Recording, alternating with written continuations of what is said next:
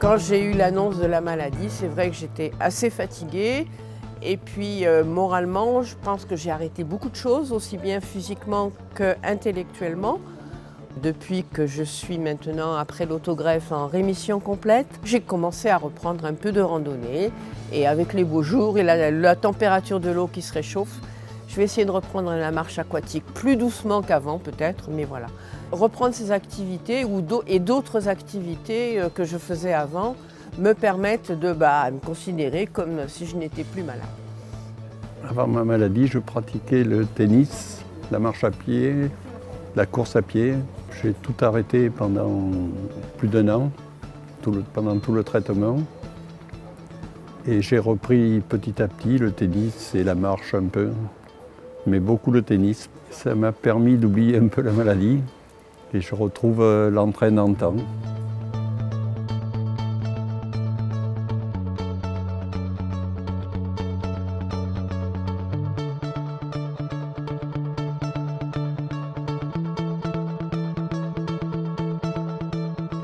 Je suis donc suivi médicalement depuis 2011. Je suis aujourd'hui sous traitement encore de maintenance suite à une deuxième autogreffe que j'ai faite au mois de novembre 2018. Alors, suite à la maladie, j'ai dû arrêter les sports un peu violents, un peu trop dynamiques, l'escalade, le rallye, les choses comme ça, bien évidemment, plus question d'en faire, du fait d'une fragilité osseuse un peu trop importante.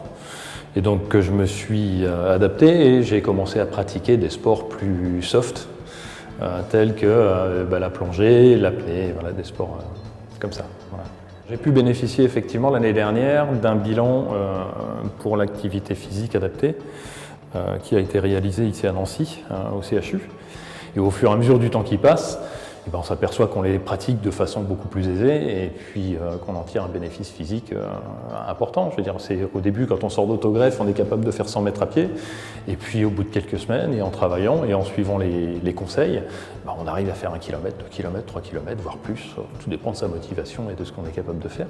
On est entouré de gens qui, là, tiennent compte de nos problèmes, qui tiennent compte de nos soucis physiques, et puis qui nous permettent d'avancer. Et puis bien évidemment, quand physiquement, on s'améliore psychologiquement, ma foi, on n'en tire que du bénéfice parce qu'on se dit enfin je suis capable d'avancer, je suis capable de faire des choses plus.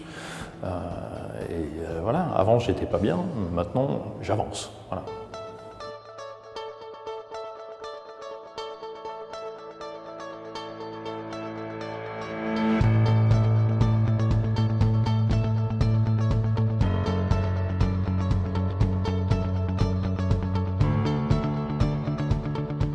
Le myélome s'est déclaré en 2017, en avril 2017. J'ai arrêté le footing et le football, parce que comme c'est un sport d'équipe, malheureusement avec le myélome, au niveau osseux, c'est très fragile, et donc je ne peux plus faire de sport d'équipe. Voilà, donc je me suis tourné vers la natation, et je fais de l'aquabac, spécialement pour mes pieds dus à cause de la neuropathie, et donc c'est ce sport-là que je pratique maintenant.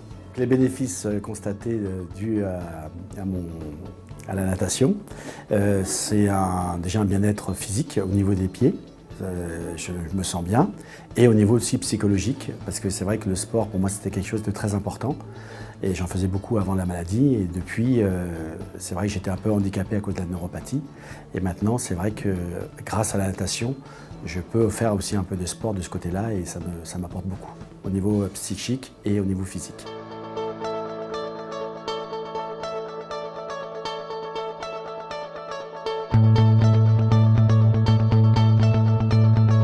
La pratique d'une activité physique adaptée rentre dans le cadre des soins de support qui accompagnent en fait les prescriptions médicamenteuses, le traitement du myélome. Concrètement, on a l'impression que ça réduit la fatigue, ça diminue le stress, ça peut améliorer le sommeil et puis les patients peuvent retrouver aussi une estime de soi, d'être capable de faire des choses. Actuellement, on se base un petit peu sur les préférences du patient. Est-ce que déjà il pratiquait une activité physique avant? Et puis sur les symptômes sur lesquels on veut jouer.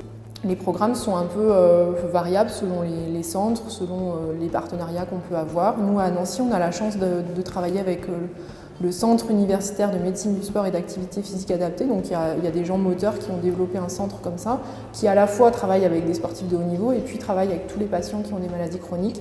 Et on a développé un programme spécial myélome je pense qu'il y a une 50aine de patients qui ont pu bénéficier depuis l'an dernier. Et on travaille maintenant sur des projets aussi pour améliorer la qualité de la prise en charge. La volonté, c'est ensuite de pouvoir permettre aux patients de pratiquer l'activité physique près de chez lui. Et donc il y a pas mal de partenariats avec des clubs sportifs ou des associations qui proposent des activités adaptées. Et les patients sont ensuite suivis à un rythme moins fréquent, par exemple tous les 3 mois, pour voir où ils en sont dans leur activité et voir les bénéfices.